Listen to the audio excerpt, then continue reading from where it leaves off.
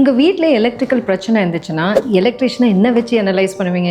அவங்க பண்ணுற காஸ்ட்டா இல்லை அவங்க ஒர்க்கோட எக்ஸ்பீரியன்ஸ் பார்த்து அனலைஸ் பண்ணுவீங்களா? வெறும் காஸ்ட் வச்சு பார்த்தீங்கன்னா உங்கள் ப்ராப்ளம் சால்வ் ஆகுறதுன்றதை விட வீடோட மொத்தமாக சேஃப்டியை ரிஸ்க் பண்ண மாதிரி. அதே மாதிரி உங்கள் பேக் பெயினுக்கு போடுற ஸ்பைனல் இன்ஜெக்ஷன்ஸ் கூட. ஸ்பைனில் நிறைய இம்பார்ட்டண்ட்டான ஸ்ட்ரக்சர்ஸ் இருக்குது. லைக் இந்த எலும்பு இருக்குது, 2 எலும்பு நடுவில் ஜவ் வரும், இது போக இந்த பக்கம் இருக்க நரம்பு வரும், அது சுற்றி இருக்கும் மசில்ஸ் இருக்கும், இது போக இது பக்கத்தில் பிளட் வெசல்ஸ்ன்றது வரும். ஸோ இந்த மாதிரி ஒரு இம்பார்ட்டண்ட்டான ஸ்ட்ரக்சர்ஸ் இருக்கிறப்போ ஒரு கரெக்டான இடத்துல ஒரு கரெக்டான டார்கெட்டட் நர்வ்னா டார்கெட் பண்ணிட்டு கொடுக்கணும் போது இதுக்கான ஒரு ஸ்பெஷலைஸ் ஸ்கில்லாக இருக்கணும். ஏன்னா பக்கத்தில் இன்னும் நிறைய இம்பார்ட்டண்ட்டான ஸ்ட்ரக்சர்ஸ் இருக்கப்போ இன்ஜெக்ஷன்ஸ்ன்றது டார்கெட்டடான இடத்துல போகாமல் சேரும்போது உங்கள் பேக் பெயின்க்கு ரிலீஃப் கிடைக்காம போகலாம், இன்னொன்று இம்பார்ட்டண்ட்டான ஸ்ட்ரக்சர்ஸ் டேமேஜ் ஆகிற வாய்ப்பு அதிகமாக இருக்கும். நெக்ஸ்ட் டைம் உங்கள் பேக் பெயின்காக இன்ஜெக்ஷன்ஸ்ன்றது அட்வைஸ் பண்ணாங்கன்னா காஸ்ட்ன்றதை விட டாக்டரோட எக்ஸ்பீரியன்ஸ் கேளுங்க.